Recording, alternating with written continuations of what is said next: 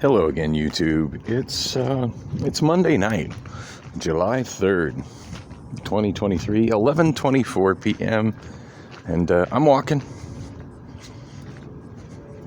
I could drive right now, nothing wrong with my car, but I'm just trying to save as much gas as I can right now because I really don't know when I'm going to have money to get more gas. And I'm having my doubts about how this month is going to pan out with all the bills that are due and all the bills that are coming up. I want to believe I got everything sort of, I don't know. I want to believe I'm gonna make this happen. I just I don't know. Life is difficult. What can I say? So gosh, what should I be explaining right now? Well, since the last video, I didn't really do much. I got home, ended up falling asleep really hard. Just being out in the heat in the daytime when and running errands on foot and stuff. Even as much as I did in my car, and with the air conditioning working as relatively well as it was working today, still, that heat physically drains me. I mean, it physically drains me a lot. So yeah, when I come in from the heat, a lot of times I'll get to my apartment and I'll lay down and I'll just fall asleep really hard. I would imagine part of that is just me being so accustomed to being a day sleeper and being nocturnal, and my body just trying to sort out, because I've generally been doing stuff in the day, trying to handle things, in government offices and whatnot. And if you missed it in the last video, I did get my, pretty sure my access. I'm bummed she didn't give me anything on paper, but I think I got my access renewed. If it wasn't, to be honest, I'm not sure if my access ever got shut off or not. But I most definitely got my my stamp benefits, my food stamp benefits. Which now that I'm thinking about it, I went into some pretty substantive detail about that in the last video. But yeah, I had everything in place on had everything in place when I went in Friday, because it was still June, and in June I made fairly good money, even in spite of all the days I missed. I made enough money with K-Power that I didn't qualify for food stamps. So it's a really good thing that I went back today. Just odd how that worked out, because Friday was just so devastating to me that the new owner of Bullock's Cocktails absolutely refused to fill out any of that form, even though I think he had a legal obligation to do so. And to put all that information on it, I get it. If I was him, I wouldn't have done that either. I would have just filled out the part of the form that said, who he was, and it was the owner, and then he took over at a particular date, and that since that date that I have never worked for him, and that I don't work for him. And that was the most important thing. Now, I do believe DES also needed to know when I last received payment from them, which was fine. Like, she was able to take a written signed statement from me and stating that was in, she's wanting the exact date. Fucked if I remember the exact date. I mean, if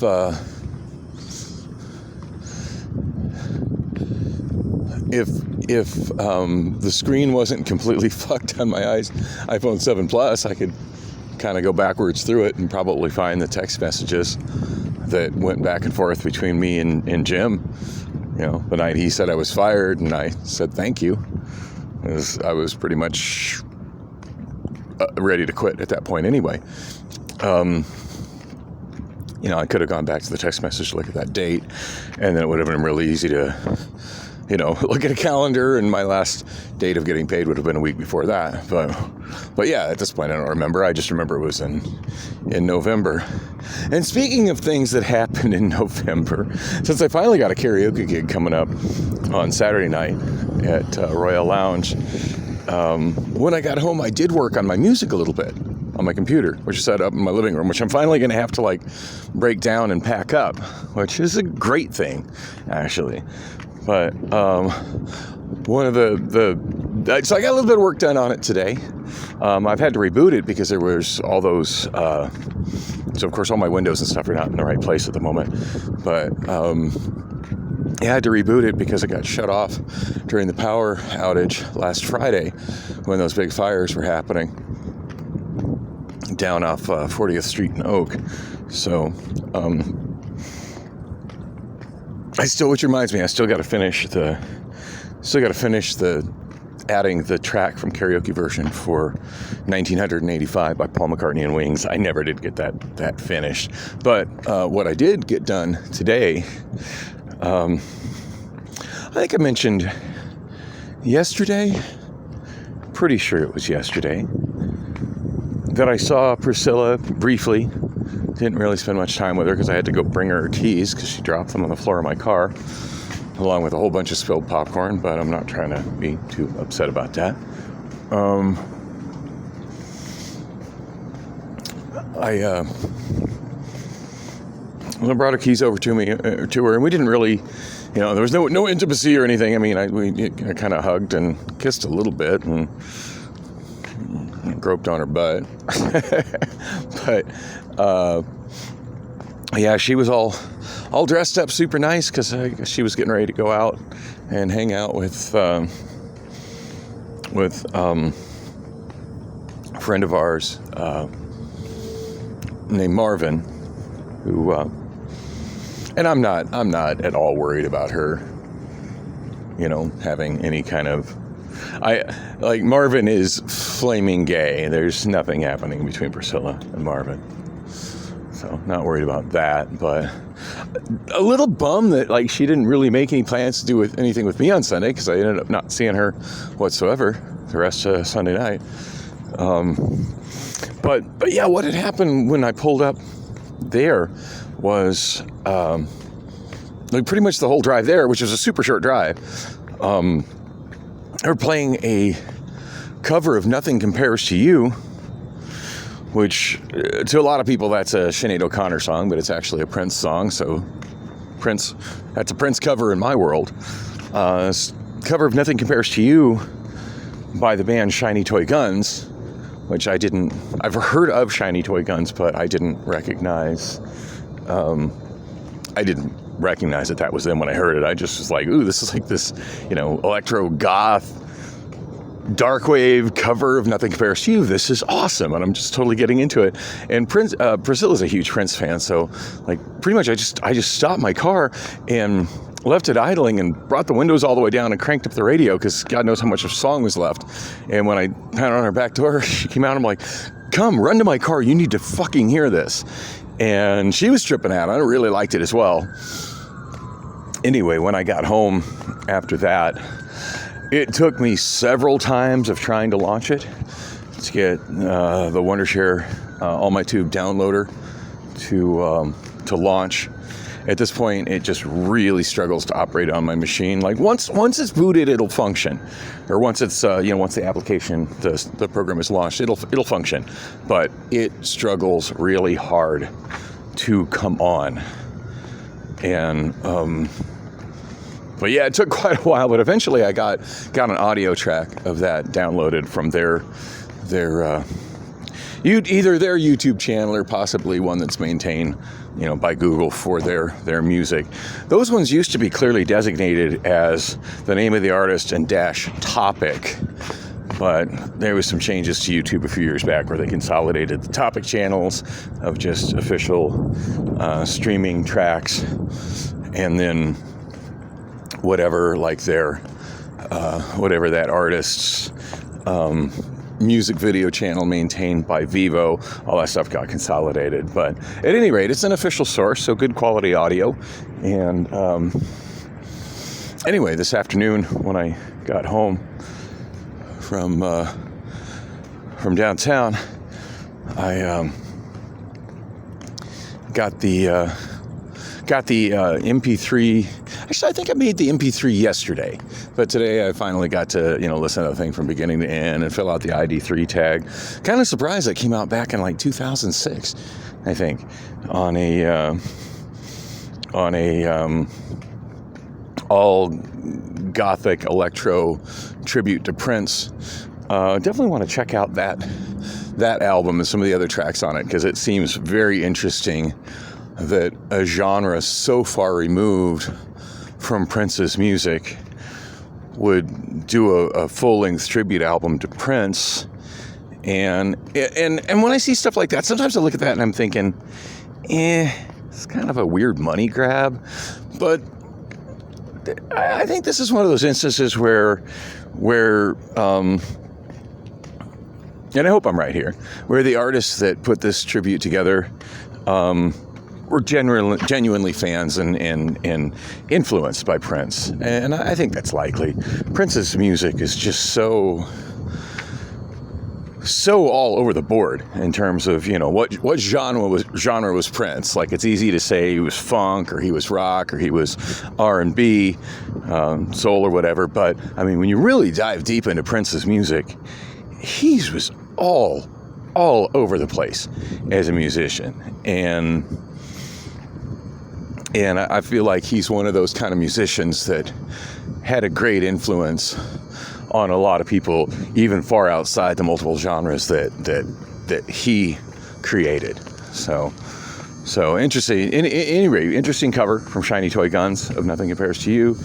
I forget what the other artists were that I saw on the track list for that when I looked it up on Discogs, but definitely something I want to explore.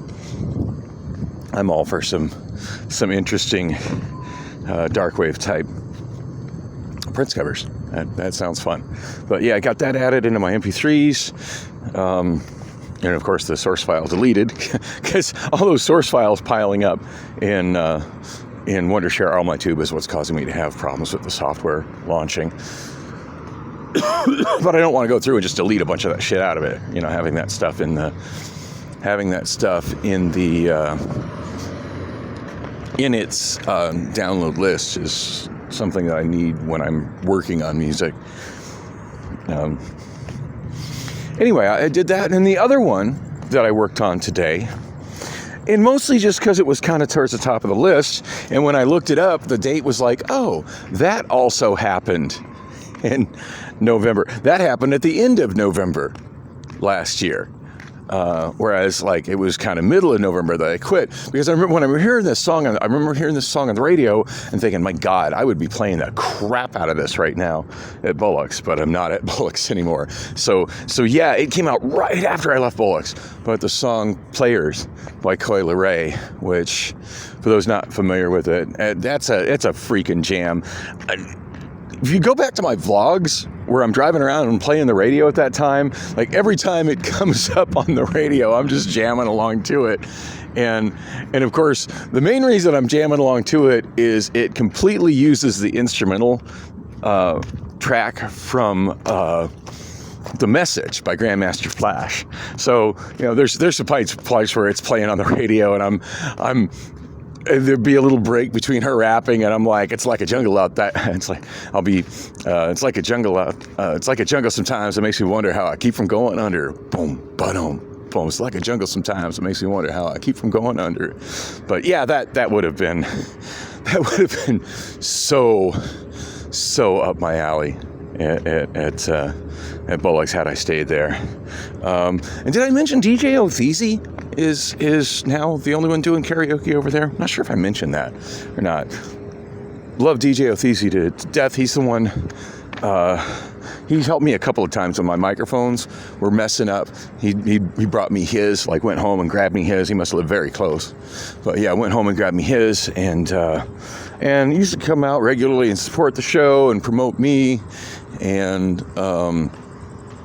so I'm glad he got the gig. I do remember a couple of times, like, there were extra nights available where the band wasn't going to be there, where I was hoping I would get some extra night because I needed the extra work. And then I found out he was there, and just seeing that he was there kind of made me feel better about me not getting the night. So I'm glad he's there. I do need to find out. I know he's there Thursday.